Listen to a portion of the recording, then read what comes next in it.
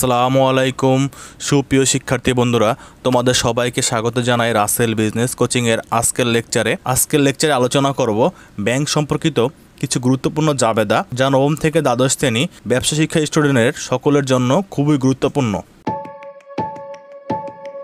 শিক্ষার্থী বন্ধুরা, প্রথমে জাবেদা শেখার জন্য আমরা এই টেকনিকটা মনে রাখবো যে আদম ক্রেডিট, উৎসব ডেবিট, অর্থাৎ আয়, দায় এবং মূলধন ক্রেডিট এবং উত্তোলন সম্পদ এবং ব্যয় ডেবিট। আর যদি আদমের এই তিনটি উপাদান বৃদ্ধি পায় তাহলে ক্রেডিট হবে এবং হ্রাস পেলে ডেবিট হবে। আর উৎসবের এই তিনটি উপাদান বৃদ্ধি পাইলে ডেবিট হবে এবং হ্রাস পেলে ক্রেডিট হবে। শিক্ষার্থী বন্ধুরা, প্রশ্নটি হলো 2020 সালের জানুয়ারি মাসের জনাব রাকিবের নিম্নরূপ লেনদেন দ্বারা জাবেদা প্রস্তুত করো। এখানে 8টি লেনদেন দেওয়া আছে। এই 8টি লেনদেন থেকে আমরা জাবেদা প্রস্তুত করব। চলো শুরু করা যাক।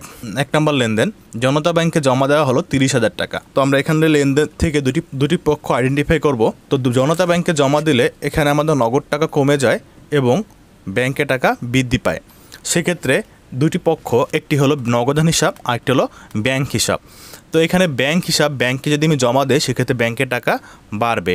তো ব্যাংক আমাদের সম্পদ বৃদ্ধি পাইলে কি হবে? ডেবিট হবে। আর এখানে যদি ব্যাংকে টাকা জমা দিই সেক্ষেত্রে নগদ টাকা হ্রাস পাবে। নগদ টাকা আমার সম্পদ, সেক্ষেত্রে সম্পদ হ্রাস পেলে ক্রেডিট হবে, কারণ ডেবিট বৃদ্ধি পেলে ডেবিট হবে, ডেবিট হ্রাস পেলে বলছিলাম ক্রেডিট হবে। তো যদি সম্পদ বৃদ্ধি পায় তাহলে ডেবিটই হবে, সম্পদ হ্রাস পেলে ক্রেডিট হবে। তো এটা জাবেদা হলো ব্যাংক হিসাব ডেবিট, নগদান হিসাব ক্রেডিট। আমরা ডেবিটে 30,000 টাকা দিব এবং ক্রেডিটে 30,000 টাকা দিব এবং ব্যাখ্যা লিখব জনতা ব্যাংকে নগদ টাকা জমা দেওয়া হলো। শিক্ষার্থী বন্ধুরা, ব্যাখ্যা তোমাদের নিজের ইচ্ছা মতন দিতে পারো বা প্রস্তুত যেটা দেওয়া আছে সেটাকে সুন্দর করে গুছিয়ে মডিফাই করে লিখতে পারো। জানুয়ারি 2 তারিখের লেনদেন, 10% সুদে ডাচ বাংলা ব্যাংকে একটি হিসাব খোলা হলো। শিক্ষার্থী বন্ধুরা, যদি ডাচ বাংলা ব্যাংক বা যে কোনো ব্যাংকে যদি হিসাব খুলতে চাও সেক্ষেত্রে তোমার কিছু টাকা জমা রাখতে হবে।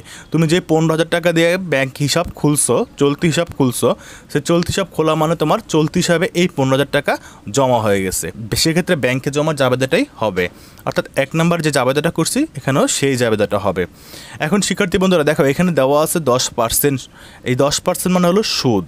জাবেদা কখনো আমরা সুদের টাকা বের করব না, কারণ সুদ আমাদের বা সুদ কাটতে হবে, এগুলো আমাদের আর্থিক বিবরণীতে করতে হয়। এখানে আমাদের সুদ কাটার কোনো প্রয়োজন নেই। তা আমরা জাস্ট নর্মালি ব্যাংকে জমা জাবেদাটা দিব, কারণ ব্যাংক হিসাব খুললে সেক্ষেত্রে টাকাটা ব্যাংকে জমা হয়। সেক্ষেত্রে লাগবে ব্যাংক হিসাব ডেবিট, নগদান হিসাব ক্রেডিট, পুরো সেম জানুয়ারি 1 তারিখের মতন। এখানে ব্যাখ্যাটা কী লিখবো আমরা? ডাচ বাংলা ব্যাংকে হিসাব খোলা হলো, ডাচ বাংলা ব্যাংকে চলতি হিসাব খোলা হলো, বা লিখতে পারে ডাচ বাংলা ব্যাংকে নগদ টাকা দিয়ে হিসাব খোলা হলো। তোমাদের ইচ্ছা মতন সুন্দর করে, অবশ্যই যাতে করে জিনিসটা সুন্দর হয় এভাবে একটা ব্যাখ্যা দিয়ে দেবে উদ্দীপকের সাথে মিল রেখে। ডেবিট পাশে দেবো 15,000 টাকা এবং ক্রেডিট পাশে দেবো 15,000 টাকা। 3 তারিখ, মিস্টার মাহিনের নিকট থেকে একটি দাগ কাটা চেক প্রাপ্তি 2,000 টাকা। শিক্ষার্থী বন্ধুরা, আমরা চেক পেতে পারি কার কাছ থেকে? এখানে চেক মাহিনের কাছ থেকে পাওয়া গেছে। তো মাহিনকে হয় দেনাদার হবে, নাহলে পাওনাদার হবে। এখন শিক্ষার্থী বন্ধুরা, আমরা অবশ্যই চেক পেতে পারি পাওনাদারের কাছ থেকে না দেনাদারের কাছ থেকে, কারণ পাওনাদারের কাছ থেকে আমরা টাকা কখনো পাবো না, বরঞ্চ তারা আমাদের কাছে পাবে, আর দেনাদারের কাছ থেকে আমরা টাকা পাবো। সেক্ষেত্রে মাহিন হলো আমার দেনাদার হিসাব। তো মাহিন যদি আমার টাকাটা দিয়ে দেয় চেকের মাধ্যমে, সেক্ষেত্রে আমার ব্যাংকে টাকা বৃদ্ধি পায়, ব্যাংক সম্পদ বৃদ্ধি পেলে কী হবে? ডেবিট হবে। এখানে আরেকটি হিসাব ছিল মাহিন, অর্থাৎ দেনাদার হিসাব। তো দেনাদার যদি টাকা দিয়ে দেয় সেক্ষেত্রে দেনাদার কি হ্রাস পায়। তো দেনাদারও সম্পদ হ্রাস পেলে কী হবে? ক্রেডিট হবে। তো দেনাদার হিসাব ক্রেডিট। তো আমরা লিখবো ব্যাংক হিসাব ডেবিট, দেনাদার হিসাব ক্রেডিট। ব্যাখ্যা লিখবো দেনাদারের নিকট হতে চেক প্রাপ্তি, ডেবিট পাশে 2,000 টাকা লিখবো, ক্রেডিট পাশে 2,000 টাকা লিখবো। 4 জানুয়ারি, ব্যাংক জমাতিরিক্ত উত্তোলন 35,000 টাকা। শিক্ষার্থী বন্ধুরা, ব্যাংক জমাতিরিক্ত উত্তোলনটা কি? ব্যাংকে আমি যে টাকা জমা রাখছি তার চাইতে বেশি টাকা উত্তোলন করছি। সাপোজ মনে করো তোমার ব্যাংকে জমা ছিল 1 লাখ টাকা, তুমি উত্তোলন করলা কি? উত্তোলন উঠাই নিলা 1.5 লক্ষ টাকা। সেক্ষেত্রে তোমার 50,000 টাকা কী হবে? ব্যাংক জমাতিরিক্ত উত্তোলন। ব্যাংক জমাতিরিক্ত উত্তোলন এটা ব্যবসার জন্য একটা দায়। আমরা জানি দায় স্বাভাবিক যে ক্রেডিট। সেক্ষেত্রে ব্যাংক জমাতিরিক্ত কি? ব্যাংক জমাতিরিক্ত টাকা আনলে আমাদের কী হয়? দায়টা বৃদ্ধি পায়। তো দায় বৃদ্ধি পাইলে কী হবে? ক্রেডিটই হবে, কারণ দায় ছিল আদমের মধ্যে। তাহলে আমরা ব্যাংক জমাতিরিক্ত হিসাব লিখবো ক্রেডিট। আর এই যে উত্তোলনটা করলাম, বিনিময়ে আমার কী হয়েছে? নগদ টাকা আসছে। নগদ টাকা কি আমার সম্পদ কী হয়েছে? বৃদ্ধি পাইছে। সেক্ষেত্রে সম্পদ বৃদ্ধি পেলে হবে ডেবিট। তো আমরা লিখতে পারি নগদান হিসাব ডেবিট, ব্যাংক জমাতিরিক্ত হিসাব ক্রেডিট। টাকা দিব 35,000 ডেবিটে এবং 35,000 টাকা ক্রেডিটে। ব্যাখ্যা লিখবো ব্যাংক জমাতিরিক্ত উত্তোলন করা হলো জানুয়ারি 5। ব্যাংক সরাসরি বিমা প্রিমিয়াম পরিশোধ করে 4,500 টাকা। বিমা প্রিমিয়ামটা কি? তোমার ব্যবসার জন্য কোনো একটা বিমা করছো, তার জন্য মাসে মাসে কিস্তি দিচ্ছ বা প্রিমিয়াম দিচ্ছ। প্রিমিয়াম মানে কিস্তি, ইংলিশে বলা হয় প্রিমিয়াম, বাংলায় বলা হয় কিস্তি।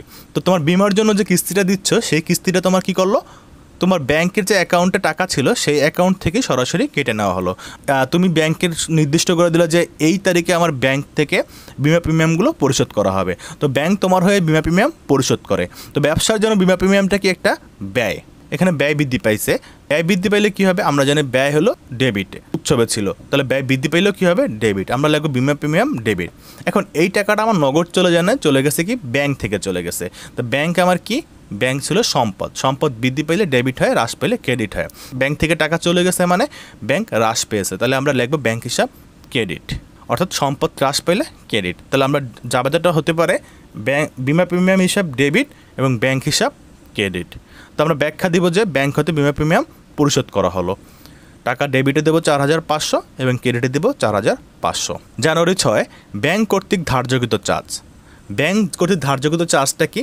শিক্ষার্থী বন্ধুরা, ব্যাংক কোম্পানির বা ব্যবসা প্রতিষ্ঠানের হয়ে যে কাজকর্মগুলো করে, যেমন দেনাদারের কাছ থেকে টাকা আদায় করে, পাওনাদারকে থেকে টাকা পরিশোধ করে, বিভিন্ন কাজ করে তোমার হয়ে, বা তোমার ব্যবসা প্রতিষ্ঠান হয়ে বিভিন্ন কাজ করে, এই কাজের বিনিময়ে ব্যাংক কী করে, তোমার কাছ থেকে একটা চার্জ ধার্য করে।